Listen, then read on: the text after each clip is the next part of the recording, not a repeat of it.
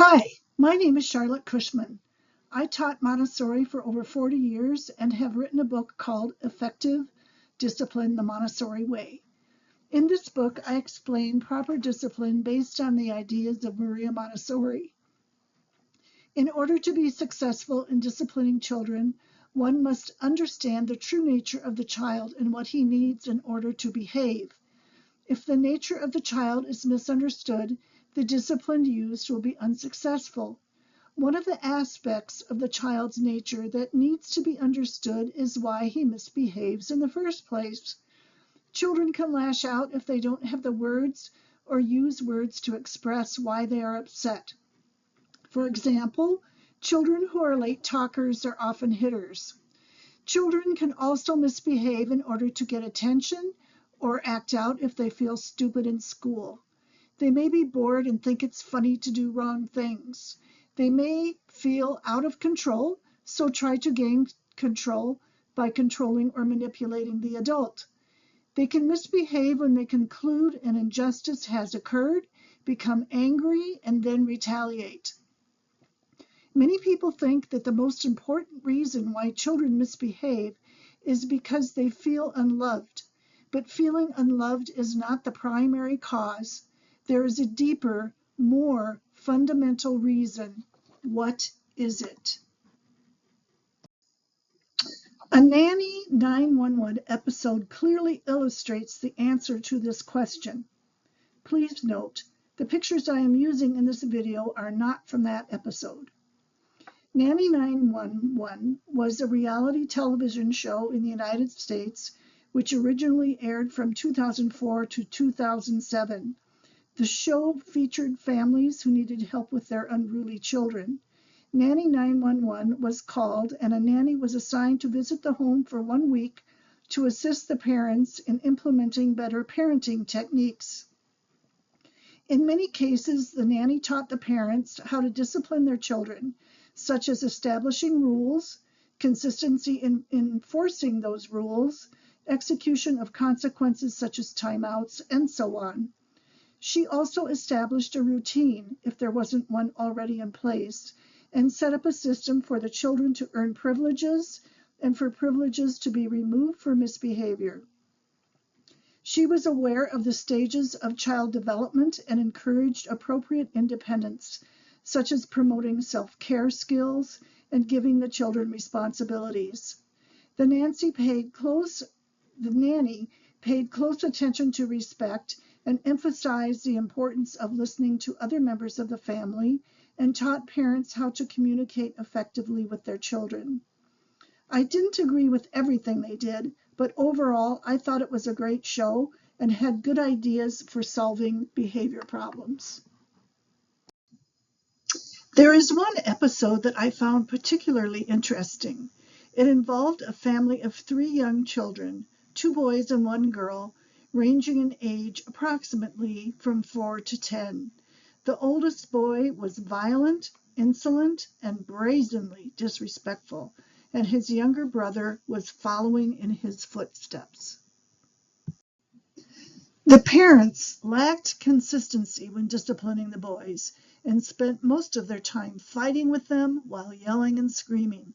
The mother spent the majority of her time trying to handle their misbehavior, and the girl was largely ignored because she didn't cause any trouble. Shortly after the nanny arrived, she instituted a system for the children to earn privileges.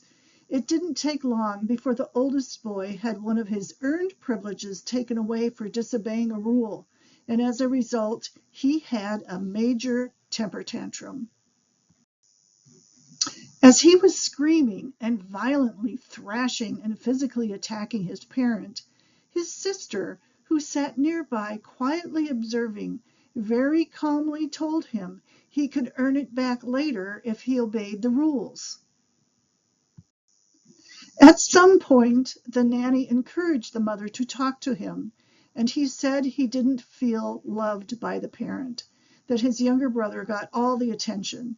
The mother hugged him and told him that she was sorry he had that impression and that she did love him. This conversation opened up communication and things began to improve. The focus was on the boys, but the person that caught my attention was their sister.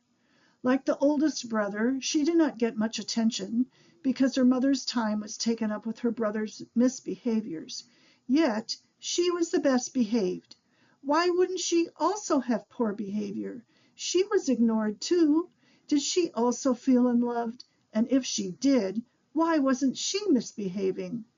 Notice what she did when her brother had his temper tantrum over his lost privilege.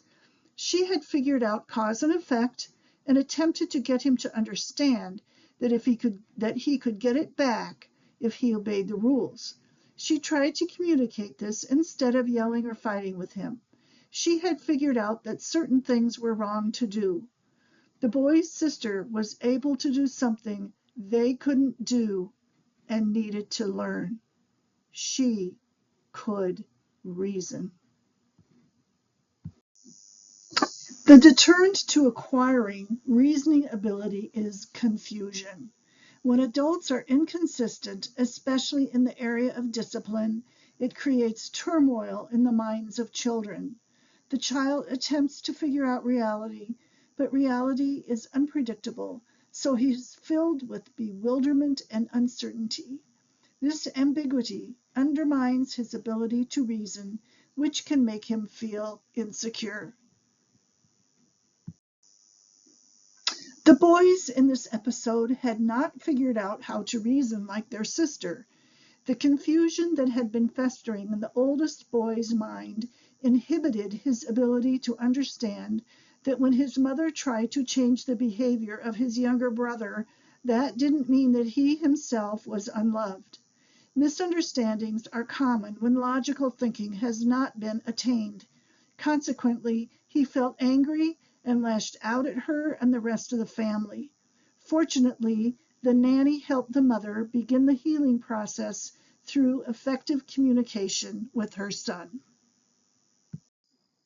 However, teaching a child how to reason is an integrated process. It takes more than just words.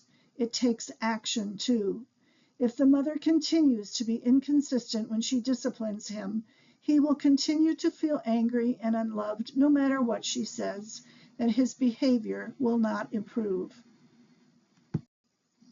But if she implements all the parenting principles of Nanny 911, consistency, independence, stability with routines, communication, respect, discipline, and consequences, he will have a much better chance of learning how to think for himself, to figure out the difference between right and wrong, and develop into a happy person. I hope you found value from this presentation. For more complete information about discipline, I refer you to my book, Effective Discipline, the Montessori Way. You can find it on my website, cushmanbooks.com.